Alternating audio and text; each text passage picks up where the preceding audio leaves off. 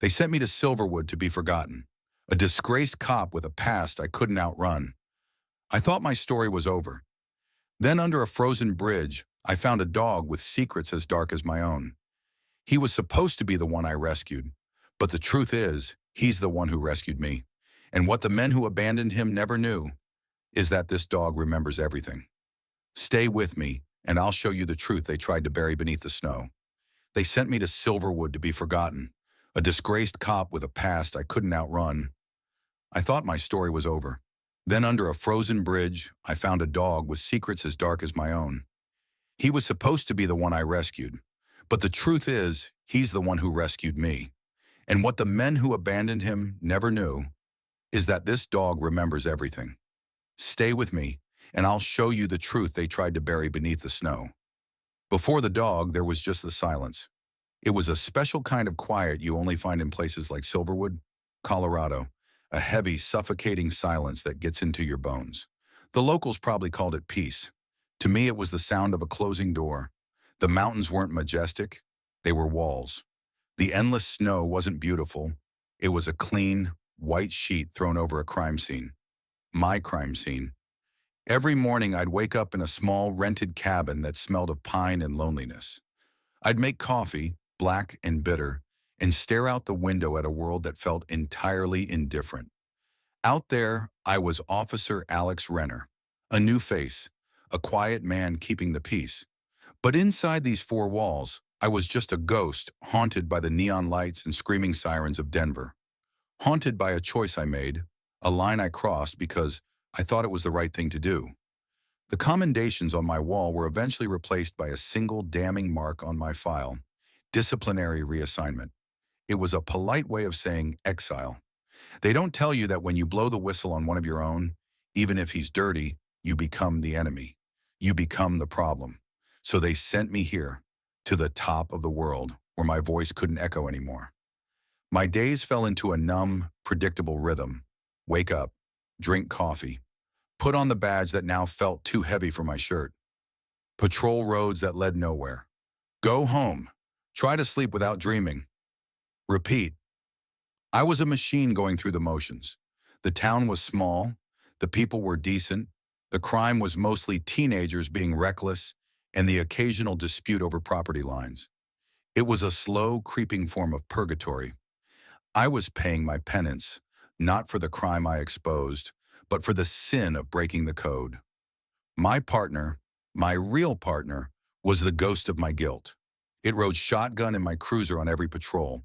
It sat across from me at my empty dinner table. It was a constant, silent reminder of the man I used to be, the man I thought I'd never be again. So when the call came in over the radio that morning, my first feeling wasn't concern. It was annoyance. The dispatcher's voice crackled, tinny and distant. Unit 3, we've got a call about possible animal distress. Locals reporting some barking down under the old Rustwater Bridge. I let out a slow breath, watching it mist up in the cold air of the cruiser. Animal distress. This is what it had come to. From hunting fugitives in the city's underbelly to chasing down stray dogs. It felt like a cosmic joke. Another reminder of how far I'd fallen. Copy that, dispatch, I said, my voice flat. On my way. The drive to Rustwater Bridge was a journey through my own indifference. The bridge was an old, forgotten skeleton of rust and iron, a relic from the town's mining days. No one used it anymore. It was a place for secrets and forgetting, which felt appropriate. I parked the cruiser where the snowplow had given up, the silence pressing in as soon as I killed the engine. The cold was brutal. It bit at any exposed skin and made the simple act of breathing feel sharp and painful. I pulled on my gloves, grabbed a heavy-duty flashlight, and started the trudge down the embankment towards the creek bed. The snow was deep, each step a chore. For a moment I thought about just calling it in. Unfounded. A trick of the wind. Who would know? The ghost in my passenger seat sneered at the thought. Even in exile, the job was the job. As I got closer, I heard it. A single, weak bark. It wasn't frantic or aggressive. It was a measured, almost exhausted sound, like a signal someone had been sending for a very long time, losing hope that anyone was listening. I slid the last few feet down the snowy bank, my boots landing on the frozen creek with a solid thud. I aimed my flashlight under the massive skeletal frame of the bridge. It was a cathedral of shadows and rust, icicles hanging from the girders like frozen fangs. And there, in the furthest, darkest corner, I saw movement. I moved closer, the beam of my light cutting a clean circle in the gloom. What I saw made the air freeze in my lungs. It wasn't a stray. It wasn't a wild animal. It was a German shepherd, tied to one of the bridge's thick support beams with a length of climbing rope. Half of its body was buried in a snowdrift, its powerful form racked with uncontrollable shivers. But it was the vest that made my blood run cold. A black tactical K9 vest, faded and torn, but unmistakable. My numbness, the comfortable armor I had worn for months, shattered. This wasn't just a dog. This was an officer, a brother. I dropped to one knee, my own past rushing back at me with the force of a physical blow. The training, the partnership, the unspoken bond. It was all right there, shivering and abandoned in front of me. "Hey, buddy," I whispered, my voice hoarse. "Easy now. I got you." He flinched at the sound of my voice, but he didn't growl. His eyes, glazed with pain and cold, met mine. And in their depths, I saw a reflection of myself, a soldier left behind, a loyalty betrayed. This wasn't an accident. The rope was tied with a professional's knot. The chip, as I would later discover, was expertly fried. This was an execution, carried out with cold, calculated precision. Someone had brought this hero out here to die alone in the dark. It was a reflection in a mirror I hadn't wanted to look into, a glimpse of a world I thought I had escaped, a world of betrayal and secrets. Even a broken compass can point you home if you're willing to follow it. And under that bridge, in the biting cold, surrounded by ghosts of the past, I found my compass, though I didn't know it at the time. Have you ever felt like you were running from something, only to have it show up right in front of you when you least expected it? Share that feeling below. When I cut him free, I thought I was simply untying a knot of rope. I didn't realize I was actually starting to unravel a conspiracy that had been frozen in silence for over a year. My hands, which had felt clumsy and numb from the cold, were suddenly steady. My training took over, pushing the shock and the personal ghosts aside. I spoke to him in a low, calm voice, the same one I'd used 100 times before to de-escalate a tense situation. "It's okay, buddy. It's okay. I'm a friend. I'm here to help." He watched my every move, his amber eyes intelligent and frighteningly lucid despite his condition. He flinched when my knife got close to the rope, but there was no aggression, no bared teeth.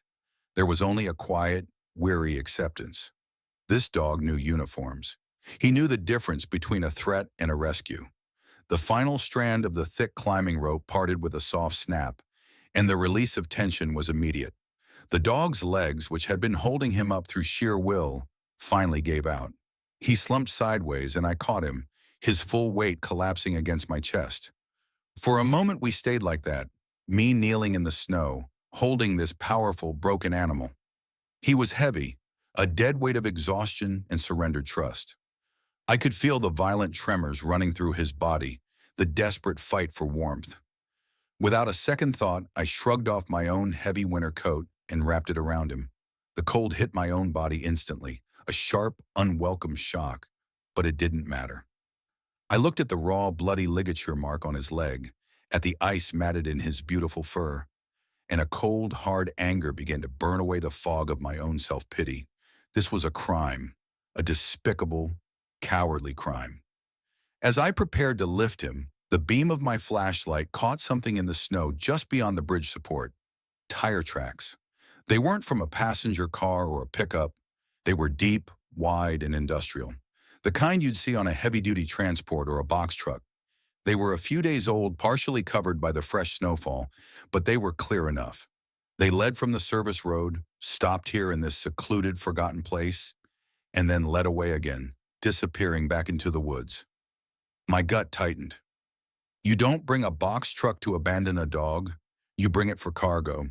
You bring it when you don't want to be seen. Lifting him was a struggle. He was all dead weight and shivering muscle. The climb back up the embankment was treacherous, my boots slipping on the same ice that had likely caused trouble for whoever left him here. But I didn't fall. I held on, driven by a new, unfamiliar sense of purpose. This wasn't just a rescue anymore. This was a case. My case. Back in the warmth of the cruiser, the change was immediate. The dog let out a long, shuddering sigh as the hot air from the vents blasted over his frozen body. I placed him on the passenger seat, wrapped in my coat like a fallen king. I drove with one hand on the wheel, the other resting gently on his side, feeling the faint but steady rhythm of his breathing.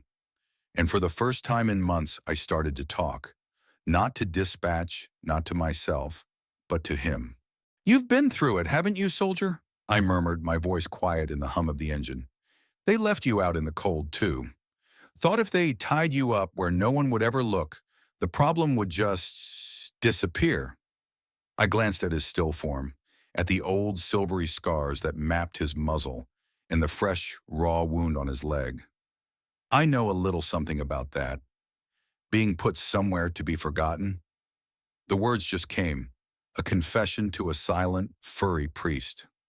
I told him about Denver, about the feeling of being right but still losing everything. I told him about the silence of my cabin, the weight of the badge, the feeling of being a ghost in my own life. I don't know if he understood a single word, but he didn't have to. He was just there, a fellow exile, a brother in the cold. And for the first time since I'd arrived in Silverwood, I didn't feel completely alone. The lights of Dr. Elena Vance's veterinary clinic were a welcome sight at the edge of town. It was a small, unassuming brick building, but it was the only vet for 50 miles, and Elena had a reputation for being as tough and dependable as the mountains themselves. When I walked in carrying the dog, the little bell over the door chimed, and Elena emerged from a back room, a look of professional focus on her face. That look melted into one of shock and anger the moment she saw what was in my arms. "Alex, my God. What happened?" she asked, her voice sharp as she immediately cleared an examination table. "Found him under Rustwater Bridge, tied up and left for dead. He was wearing this," I said, gently placing him on the cold steel and showing her the tattered K9 vest. Elena's hands were a blur of efficient, gentle movements. She checked his vitals, her brow furrowed in concentration.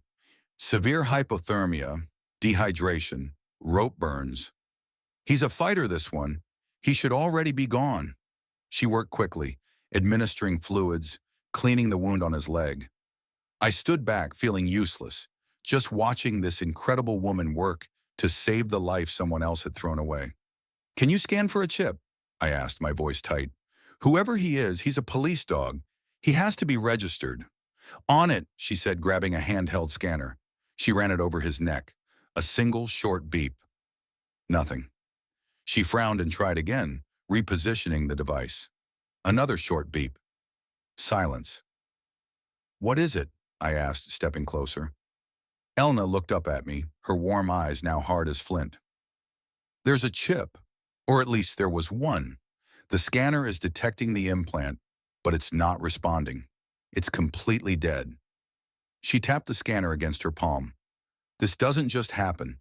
A chip doesn't fail like this unless it's subjected to a powerful electrical charge. It's been fried, Alex. Deliberately." The words hung in the air, cold and heavy. Deliberately.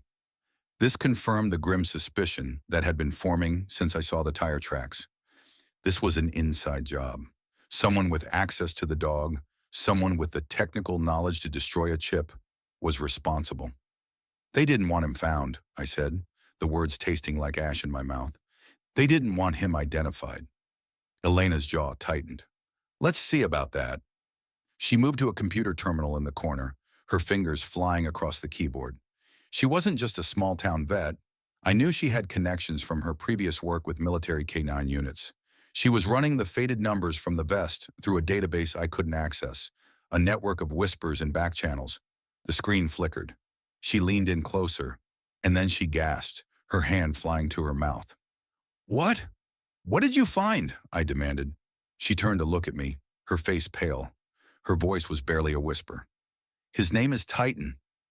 He was the lead tracker for Federal Narcotics K9 Unit 12. He and his handler, Officer David Cole, went missing during a raid on a trafficking road up north. Over a year ago. She swallowed hard. They were both presumed dead. A memorial was held. Alex, this dog is a ghost. A ghost. The name settled into my mind and felt right. He was a ghost of a dead operation, a ghost of a fallen officer, a ghost of a life that had been stolen from him. How, I breathed, looking at the unconscious hero on the table. How does a federal K-9, presumed dead a year ago, end up tied to a bridge in my town?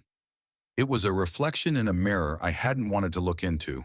The ghost of a world I thought I had escaped was now lying on an examination table right in front of me. Loyalty cannot be erased by fire or by ice, and that echo of a lost world, that silent ghost, was about to become a voice that would demand to be heard. Tell me about a moment when you realized the situation was far more complex and had much deeper roots than it first appeared. What was your reaction? Sometimes the truth isn't spoken in words. Sometimes it's not written in a report or confessed in an interrogation room. Sometimes it's pointed to by a wet nose and a memory that refuses to be buried. After a few days at Elena's clinic, once he was stable, I brought him back to my cabin. I told myself it was for his security, to keep him off the official radar. But the truth was, I couldn't stand the silence of that place anymore. For the first time in months, I didn't feel completely alone. I named him Ghost. It seemed to fit. He was a survivor of a dead operation, a phantom returned from a world everyone else had forgotten.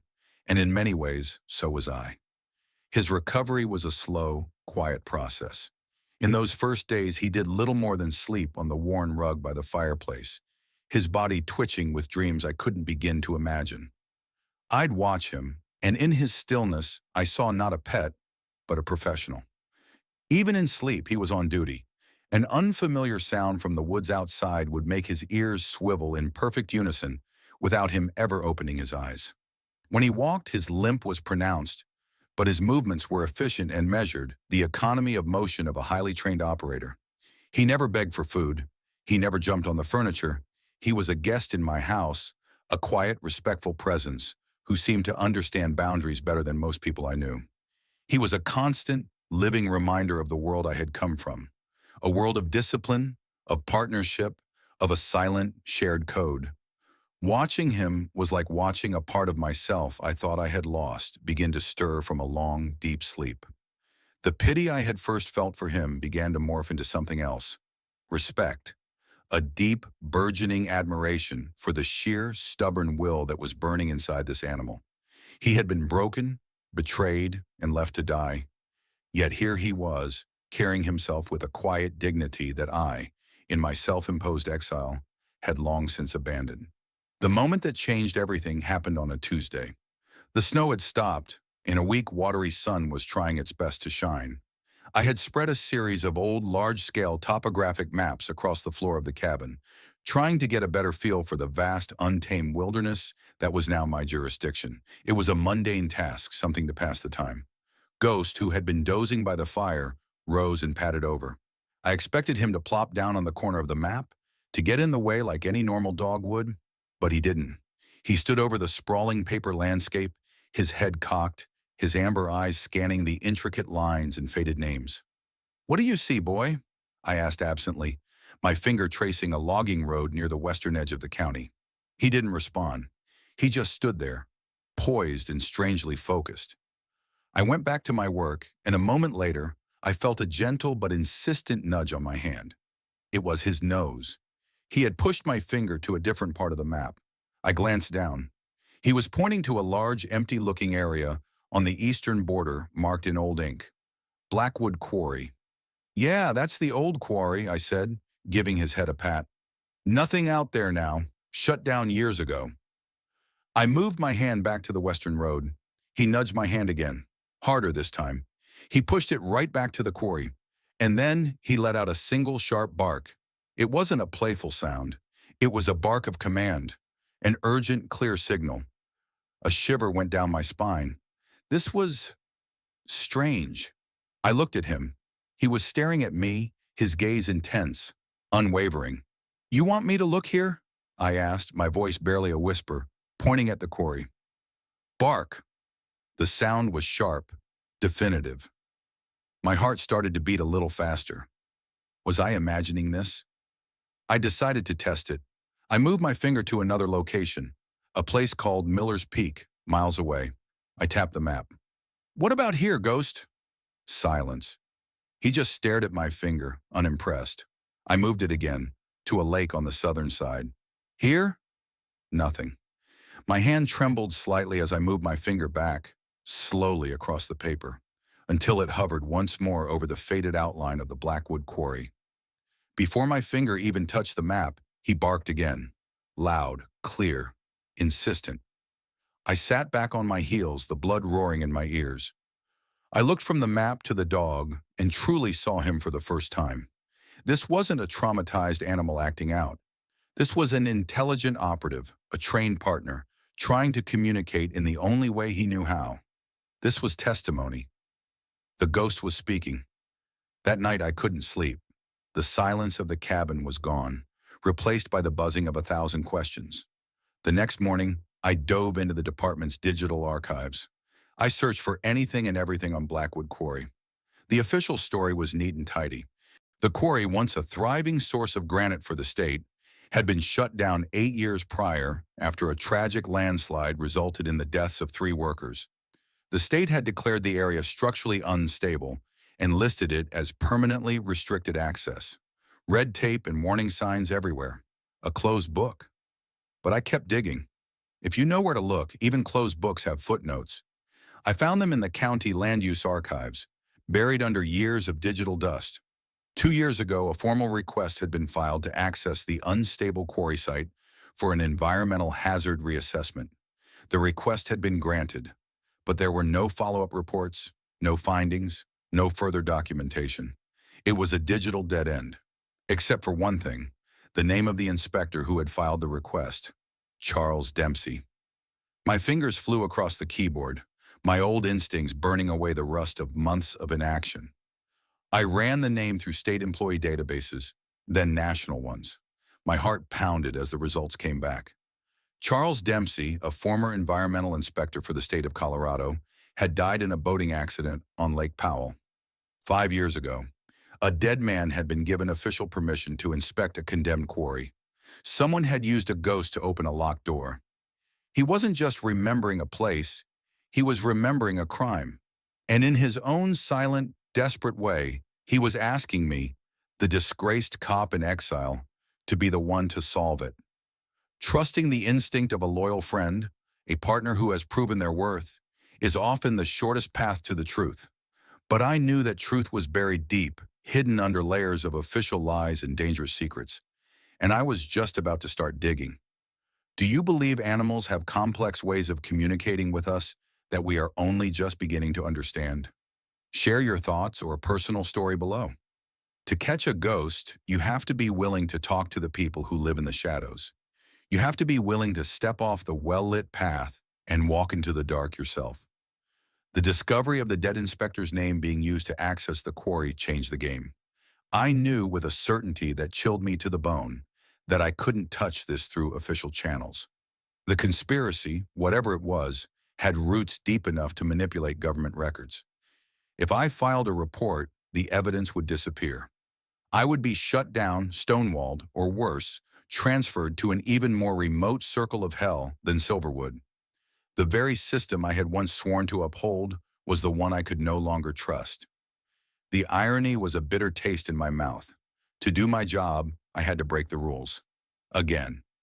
There was only one person I could think of who knew more about the ghosts in the system than anyone else, mainly because the system had tried to make him one.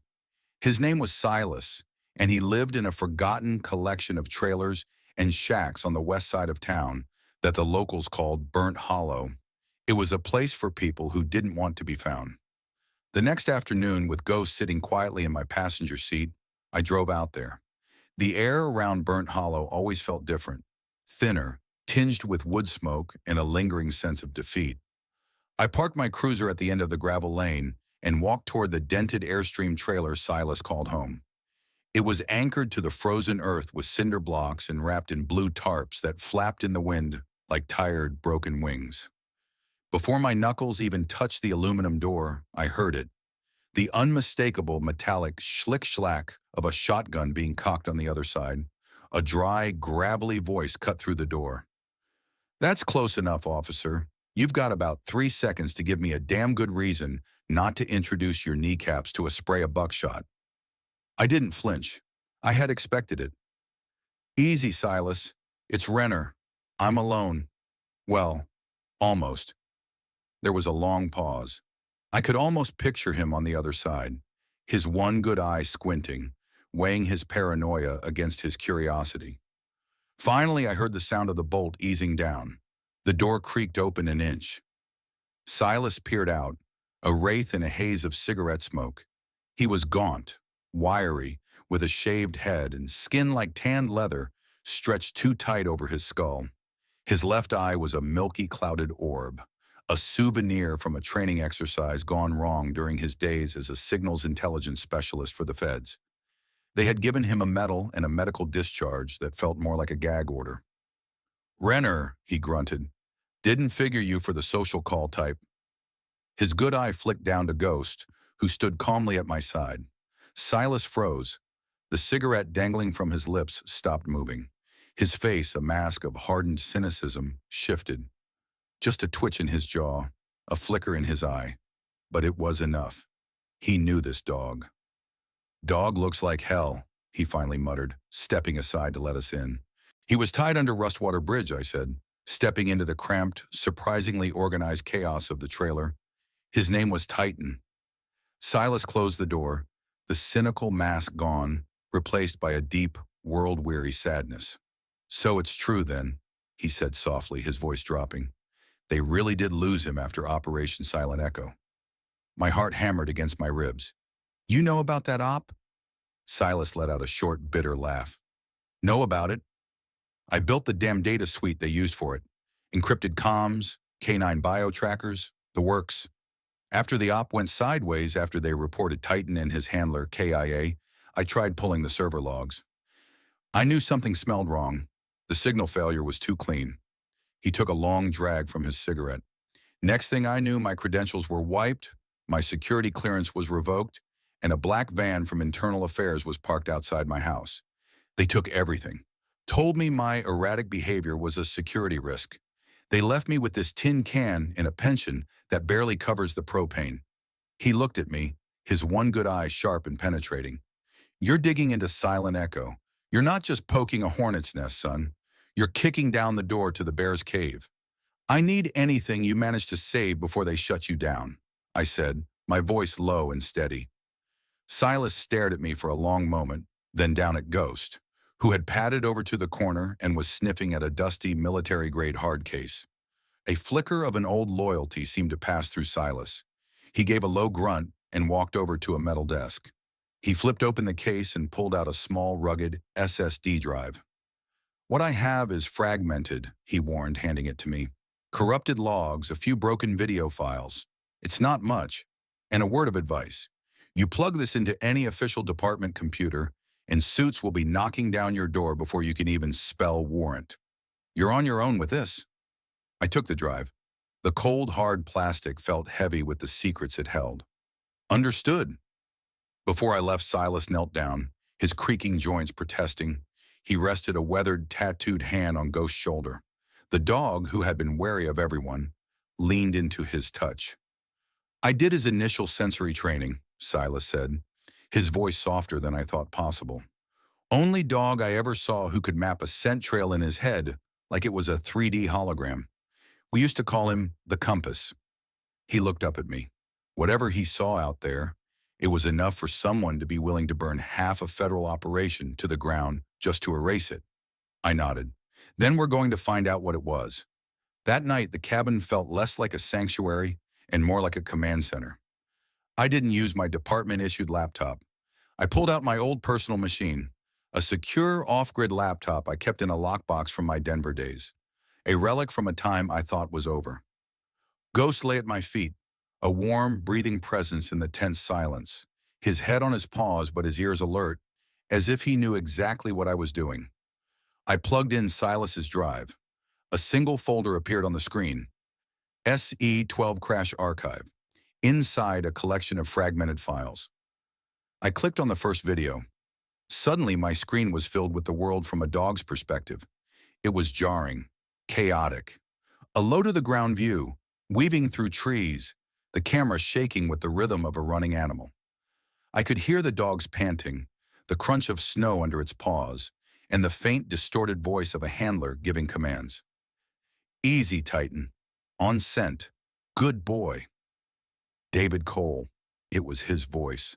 I was watching the last moments of their partnership. I clicked through the files, each one a heartbreaking glimpse into Ghost's past. A dark cabin, a sniffed-out evidence marker, a tense moment crossing a frozen creek. It was a mosaic of a mission unfolding. And then I saw it. A file time-stamped just 5 days before his official disappearance. The footage began on a snowy ridge, the terrain unsettlingly familiar. Ghost, Titan then, was pulling ahead, his posture tense. The camera tilted down as he followed a scent with incredible focus. And then, through the trees, a rusted metal frame came into view. A support pillar. Rustwater Bridge. My breath caught in my throat. He had been here before. This wasn't a random location where he was abandoned. This was where the trail had led him a year ago. In the video, he barked once, then began pawing at a muddy spot right at the base of the pillar. The handler's voice came over the audio. "What you got, boy?" "What's there?" The camera zoomed in awkwardly, catching a brief glint of something metallic in the dirt.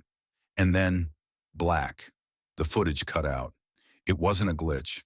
It wasn't a fade. It was a hard, clean cut, as if someone had taken a pair of scissors to a reel of film. I replayed it, again and again. The same result. Someone had intentionally spliced the footage at the exact moment he made a discovery. He had found something. And then he, his handler, and the record of what he found, all vanished. I leaned back in my chair, the cabin suddenly feeling very cold. He hadn't just wandered off. He had been taken from this very town, from that very spot. Just then, my phone, which had been silent on the desk, buzzed violently. I glanced at the screen. Blocked number. My training screamed at me not to answer, but an instinct I couldn't explain made me pick it up. "Renner." Silence. Then a faint crackle of static and a sharp, definitive click as the line went dead. My skin prickled. Before I could even process it, the screen lit up with a new notification. A new email. No sender. The subject line contained just 4 words. "Some things are better buried." I opened it. There was no text, just a single, attached image. My heart slowed to a dangerous, steady rhythm as I tapped it open. It was a photo of Ghost, curled up, tied to the beam under Rustwater Bridge. The photo was time-stamped from the night I found him, just 1 hour before I arrived. Beneath the image, a line of bold, black text. "Stop digging, or you'll be next." The past wasn't just a memory on a hard drive anymore. It was a living, breathing threat, and it knew my name. Courage isn't the absence of fear. It's looking that fear right in the eye and taking the next step anyway. They had tried to silence a dog. Now they were trying to silence me. They were about to find out just how loud my voice could be when I had something to fight for. What would you do? If you received a direct, anonymous threat for trying to do the right thing, would you back down or push forward? The time for digging was over. The time for kicking down the door had arrived. The threat I received wasn't just a warning, it was a mistake. It was the final piece of leverage I needed. Before I had a conspiracy theory based on a dead man's signature and a dog's strange behavior. Now I had a direct, incredible threat against a law enforcement officer. That changes the rules. I made a call, not to my local sheriff, but to a number I hadn't dialed in years. Captain Eliza Hart, head of the State Special Investigations Task Force. We had worked a case together on the outskirts of Denver once. She was a stocky, formidable woman with piercing brown eyes that seemed to strip away lies like peeling an onion. She didn't like me much back then. She saw me as a hothead who trusted his gut more than the chain of command. She wasn't wrong. I laid out what I had, carefully omitting Silas and the off-grid hard drive. I focused on the facts I could prove. The abandoned K9, The deliberately destroyed chip, the quarry accessed by a dead man, and the direct threat on my life. I could hear her listening, the silence on the other end of the line heavy with calculation. "This smells bad, Renner," she finally said, her voice like gravel. "It smells like something way above your pay grade in Silverwood." "That's why I'm calling you, Captain," I replied. "I think they're moving something out of that quarry. Something big, and I think it's happening soon." "I'll see what I can do," she said, and hung up. 2 days later, she did more than that. A convoy of unmarked black vehicles rolled into town after dark, setting up a mobile command post a mile from the quarry.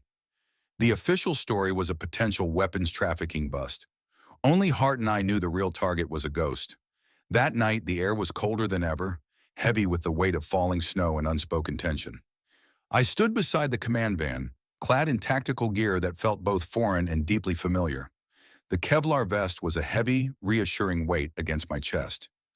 Ghost stood beside me, perfectly still, a subtle tremble of pure, coiled energy running through his frame. He wore a new plain black vest. He was no longer a victim. He was a partner, ready for one last mission. Captain Hart gave the final briefing, her voice crisp and low. "We move at 21:30. 2 teams on the main tunnel entrance. No lights until we're inside. Renner, you and the dog take the flank. Find us another way in. We don't know what's in there, so expect anything." She looked at me, her eyes hard. "Don't be a hero, Renner. Just be right." At 21:30, we moved. The world became a silent movie of dark shapes against white snow. The tactical teams flowed through the trees like water, their discipline a beautiful, dangerous thing to watch.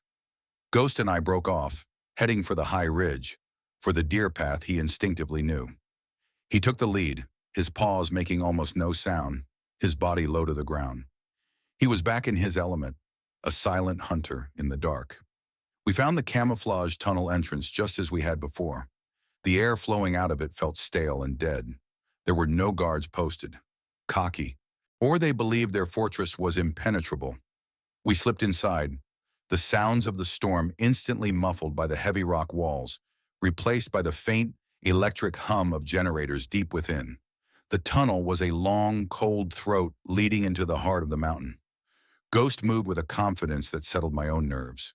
He paused only once, at the sharp turn where he had found the shattered badge, a place of trauma. He let out a low, soft whine, a quiet acknowledgement of the memory, and then he pushed forward, his focus absolute. Halfway through the main passage, just as we saw the faint glow of the main cavern ahead, Ghost suddenly broke right. He veered toward a narrow gap between 2 stacks of large, unmarked cargo crates. It was a space I would have missed entirely. I followed him, ducking under a low-hanging power cable, and found myself in a shadowed, secondary tunnel, a hidden artery off the main one. The smell here was different, not just damp earth and diesel, but something foul, the scent of confinement, of metal, urine, and a deep, lingering fear. And then I heard it, a faint whimper. Ghost led me around a massive, humming generator unit, and what I saw made the anger in my chest burn white-hot. 3 crude kennels welded together from mismatched chain link and rusty fencing were tucked away in the darkness.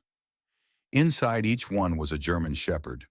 They were malnourished, their ribs showing, their coats matted. But the moment they saw Ghost, they stirred.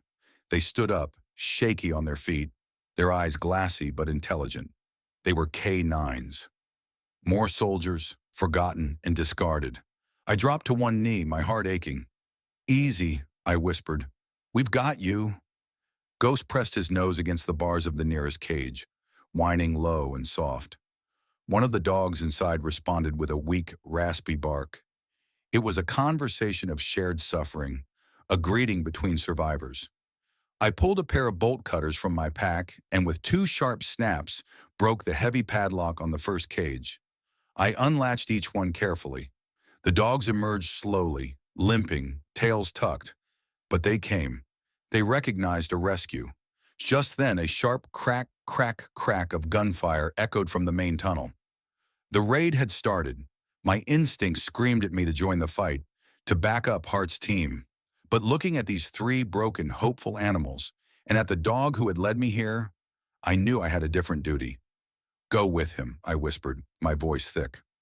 I looked directly at Ghost and motioned with my head toward the tunnel entrance we had used. Take them out. Go on, get them home. He looked at me, then at the other dogs, and I swear he understood. He nudged the first dog, then the second, until they began to move as a small, limping pack back the way we came. He was their shepherd now, their guide out of the darkness. He glanced back at me one last time, a look of profound, trusting partnership, and then he was gone, leading his brothers to safety. I didn't follow. Not yet. I moved deeper into the side tunnel, toward the sound of retreating boots and shouted commands from the main cavern. That's when I saw him, Clay Jensen. He was running, hunched low, a duffel bag slung over his shoulder. His face was gaunt, his eyes wide with animal panic. He reached a steel side door, fumbling with the handle, when I called out his name. Jensen! He turned, his face a mask of shock, and in that split second, a black blur shot out from the shadows I had just left. Ghost. He hadn't led the others all the way out. He had made sure they were on the right path, and then he had circled back. For me. He hit Jensen like a freight train, a silent, focused missile of muscle and teeth. The man slammed against the rock wall with a cry of pain, and the duffel bag flew from his grasp, sliding across the dusty floor and spilling part of its contents, an external hard drive. I knelt and zipped the bag shut. Ghost stood over Jensen, not growling, just pinning him with his weight, a silent, immovable force of justice. What's this? I asked Jensen, holding up the drive. He spat blood onto the floor. Insurance, he groaned. Against what? A bitter, broken laugh escaped his lips. Against people like you. People who think dogs are the only ones worth saving. This is a confession, Jensen, I said, pocketing the drive. He smirked, a terrible, empty expression. It's a tombstone. By the time Captain Hart and her team stormed our corridor, the fight was over. The facility was secured. The real treasure wasn't the stolen cargo or the illegal operation. It was the small black hard drive I handed to her in an evidence bag. The tombstone, the confession, the truth. That night, we didn't just shut down a criminal operation. We brought lost soldiers home. Justice for one, when truly pursued, can become justice for all. The raid was over, but for me, and for the ghost who had trusted me, the healing was just beginning. What gives you the strongest feeling of justice being served? Seeing a wrongdoer caught, or seeing a victim finally made whole again? Spring came slowly to Silverwood that year. The thaw wasn't a sudden rush, but a quiet, steady dripping from the eaves of the houses, the slow retreat of snow from the pine-covered hollows. The air itself seemed to change, losing its sharp, biting edge and carrying instead the scent of damp earth and new beginnings. The ghosts of winter were finally receding. A month after the raid at the Blackwood Quarry, the town held a ceremony. It wasn't for me. It was for Officer David Cole, Ghost's first partner, the man whose name had been cleared by the evidence on that hard drive. We stood on the edge of Veterans Field under a flagpole where the flag now flew high and proud. A small crowd had gathered, local residents, officers in their dress blues, Captain Hart and a few of her team who had driven up from Denver. I stood beside Ghost, my hand resting on his strong back. He was no longer the shivering, broken animal I had found under the bridge. He stood tall and calm, a new vest on his back bearing his original name, Titan, embroidered in gold thread. But to me, he would always be Ghost, the one who had come back to lead me out of the dark. The department chief spoke, and then Captain Hart. They talked about duty, about sacrifice, and about a loyalty that could not be broken. When they were done, they called my name. I knelt beside Ghost and attached a new medal to his collar, a K9 Valor Award. The crowd applauded, a warm, steady sound that felt like the sun on my face. In that moment, I wasn't the disgraced cop from Denver anymore. I was just a man, standing beside his partner, finally at peace. That applause wasn't just for Ghost, it was for all of them. For David Cole, and for the other dogs we rescued from that tunnel, the ones who had been written off as collateral damage. The ones who were now getting their own second chance. 3 weeks later, an old, forgotten logging warehouse on the edge of town was transformed. With help from Elena, a grant from the state, and donations from a community that wanted to be a part of something good, We opened the Silent Echo K9 Recovery Center. It was a place for dogs like Ghost, heroes who had been injured, traumatized, or retired from service with nowhere to go. The first time I walked through the finished facility, I was overwhelmed. The cavernous space, which once smelled of oil and sawdust, now smelled of fresh paint and possibility. Agility courses lined one wall. Clean, soft kennels lined the other, each with a name printed above it. Echo, Ranger, Duke, the three dogs we had pulled from the quarry. They were still shy, still healing, but their eyes no longer held that glassy look of despair. They held a flicker of hope, and at the center of it all was Ghost. He had become a mentor, a calm and steady alpha. He would lie patiently with the more anxious dogs, his quiet presence a soothing balm. He would demonstrate the scent trails for the younger ones, his movements a masterclass in focus and discipline. He was teaching them how to be dogs again, how to trust again. And in doing so, he was teaching me the same thing. Elena joined me, a clipboard in her hand and a soft smile on her face. "He's a natural," she said, watching Ghost guide a younger dog through an obstacle. "He's already got the whole pack listening to him." I gave a small laugh, a sound that felt more natural than it had in years. "I think he's just making sure no one else ends up where he was."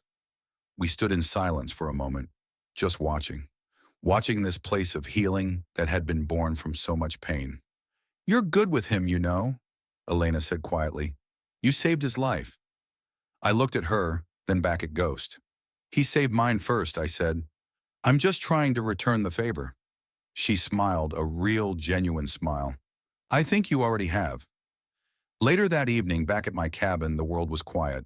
The fireplace crackled, a low and steady heartbeat in the room. Ghost lay stretched out on the rug, his head on his paws, letting out the soft, contented sighs of a dog who knows he is home. I sat in my old armchair, a book open in my lap, but I wasn't reading. I was just being. My eyes drifted to the photos I had pinned to the mantel. One was an old picture of a younger Officer Cole with a younger Ghost, both of them beaming with pride. Another was a more recent shot of the three rescued dogs playing in the yard at the new center. It was a timeline of pain and healing, a story of chapters closing and new ones beginning. It wasn't about erasing the past, but about honoring it and then building something better in its place. I reached down and scratched behind Ghost's ears, right in his favorite spot. He stirred slightly, his tail giving a single lazy thump against the rug. "You did good, partner," I whispered into the quiet of the room. "You did real good." And for the first time in a long, long while, I believed that the silence that followed was full of nothing but grace. Sometimes, miracles don't come with a flash of lightning or a clap of thunder. They come quietly on four paws, in the dead of night. They come with eyes that have seen the very worst of us and still choose to see the very best. Titan, my Ghost, wasn't just a dog. He was a survivor. He was a symbol of an unwavering promise. And he was proof that even when you are left for dead in the cold, grace can still find you. In our own lives, we all go through moments where we feel abandoned, forgotten, or broken by our own past. We all have our own winters. But I believe that just like me, there is always a hand or a paw reaching out to us in the dark. Sometimes it's a second chance we never thought we deserved. Sometimes it's a stranger's unexpected kindness. Sometimes it's the strength to stand up one more time when everything in you wants to lie down. And sometimes maybe it's just a quiet reminder from God that He hasn't left our side. If this story touched your heart, please share it with someone who needs to be reminded that hope is real and that second chances are for all of us. And if you believe every soul, whether human or animal, deserves a chance at redemption, let us know by typing "Titan is a hero" in the comments below. It truly helps us know we're creating something that matters. And please don't forget to like this video and subscribe to stay with us for more stories of faith, love, and the unbreakable bonds that heal us. May God bless you and protect all the loyal hearts in your life.